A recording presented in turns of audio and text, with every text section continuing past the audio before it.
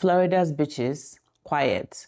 The condos, half empty. Even the airports, you could hear a pin drop. What happened to the Snowbirds? The thousands of Canadians who used to flock there every winter. Well, they are not coming. And this time, it's not because of the weather. It's because of politics. I don't know if it's the hurricane, the economy, a mix of the two, but we've definitely been, everybody around here that I spoke to has been down about 30% this year. It's been concerning. Canadian tourism is down about 20%. Canada's our number one visitor market, so it's disturbing. So it is a ghost town. Some Canadian snowbirds are packing up and saying goodbye to their U.S. homes for good. They want to sell and they want to cash out and bring back their money to Canada. All right, can someone explain to me what the hell is going on with downtown Orlando? I'm someone that's from downtown St. Pete, and this is literally like a dystopian hellscape. Like, there is absolutely nothing going on here. I mean, what's the deal? What's the deal, guys? 80 snowbirds right now are starting to ditch Florida. That's what we're hearing quite often, and over 1 million Canadian snowbirds typically travel to the U.S. Annually. Many are now reconsidering their trips due to Trump's aggressive approach towards Canada. All right, some big breaking news here, folks. Canadians, over half of the Canadians are thinking about selling out of the United States because of Maganomics. According to a new survey by Royal LePage, more than half of Canadians who own residential property in the U.S. are considering selling within the next year. What's the reason? Politics. Nearly 2/3 of these planning cite the U.S. current administration and their fan base as the number one reason. That's pretty telling, folks. Canada is a big driver of growth in the United States. A lot of snowbirds in Florida, Arizona, Nevada, California. But unfortunately, when you spout out racist nonsense all day, every day against Canadians, Indians, Asians, African Americans, you get what you deserve, MAGA, which is Canadians selling and saying, we're going to Saint-Tropez. So half the Canadians, they might be out of here soon. Au revoir. What are some of the trends you've noticed with regards to Canadians in Florida? So right now, I would say mainly they're all Canadian sellers. All the sellers are from Canada. It's no secret Canadian snowbirds haven't been flocking to South Florida lately. President Trump's immigration rules and tariffs have caused controversy in Canada. CBS News' Mamis Ted Scouten joins us live from Fort Lauderdale Beach, where businesses are feeling the empty nest. Ted, the Canadians have been coming down here for so many years. It's strange not to see them. Yeah, you know, as a matter of fact, Elliot and Lauren, the greater Fort Lauderdale is expecting up to 150,000 fewer visitors from Canada. You know, they make up one of the largest groups of international visitors to South Florida. But today we spoke to 3 different businesses, one of them saying they're seeing some encouraging signs. South Florida businesses are hitting a major wall. Bankruptcy filings have jumped nearly 50% in the first 6 months of this year. In Miami-Dade, Broward, and Palm Beach County, 152 businesses filed for Chapter 7 or Chapter 11 bankruptcy, which is up from 103 in the same period last year.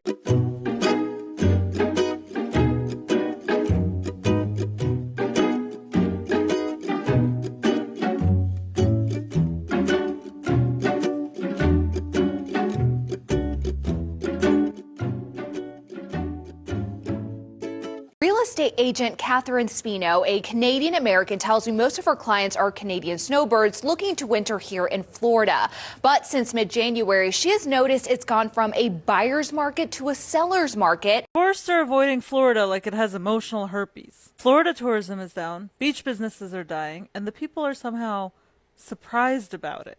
Come to Florida, where the sun burns your skin and the governor burns your identity. It's so politically toxic that even the alligators are switching parties. After Trump's 51st state rhetoric and another round of tariffs targeting Canadian goods, many Canadians said, you know what, we are done.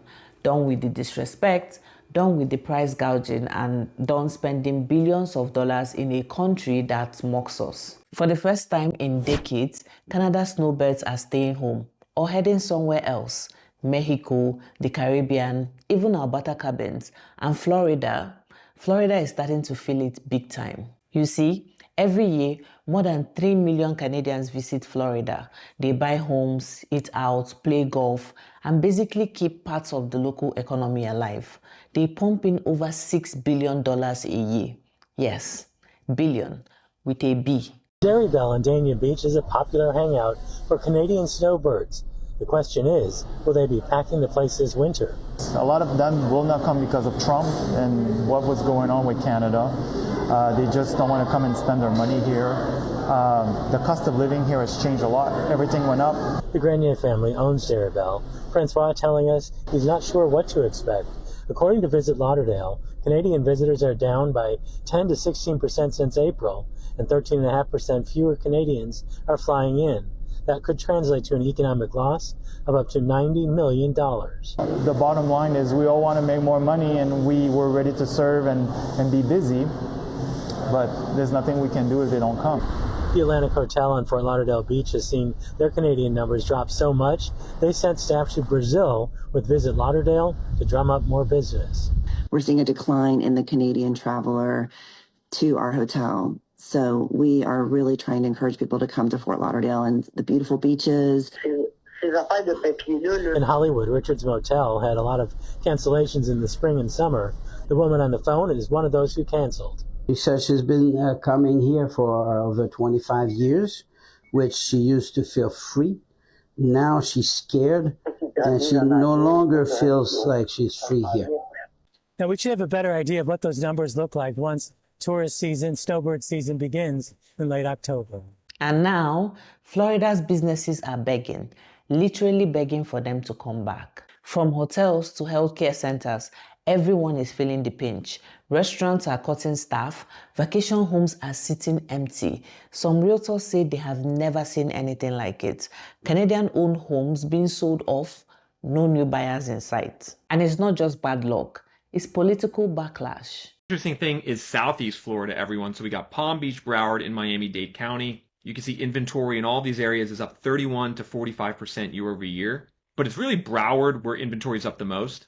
Broward County now has almost 17,000 homes on the market for sale. That's the highest level since the last crash in 08-09. And I want to put that in context and perspective. Supply is now the highest it's been since 08-09 in Florida. That's huge as far as an indicator of where this market is trending. When the supply is this high and the demand is not recovering, that's telling you there's something structurally wrong in the market. Something is shifted where the buyers, even though there's more and more homes sitting on the market and even though prices are dropping, the buyers aren't coming back. Let's be real, this boycott cuts both ways.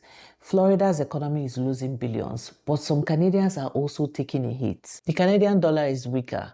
US insurance rates are insane, and the cost of living in Florida is through the roof. A couple who used to spend $5,000 a month in Florida now spend nearly $7,000 for the same lifestyle. That's the cost of politics. But for many, it's not even about the money anymore. It's about principle. They feel disrespected by Trump's comments and tired of America's tariffs hitting Canadian workers. So they are doing what people do best when they are fed up. They are voting with their wallets. Florida's tourism officials are panicking. Some counties report a 30% drop in Canadian bookings. Miami airports report a sharp fall in flights from Toronto, Calgary, and Montreal. In Palm Beach and Broward, where Snowbirds once dominated, seasonal rentals are down almost 40%. Florida built a $1 billion ecosystem around Canadian retirees, and now that loyalty is gone. One official reportedly said, it feels like Canadians just vanished overnight. Well, they didn't vanish. They decided their money was better spent in Canada. Some snowbirds are taking their dollars to Mexico and the Caribbean.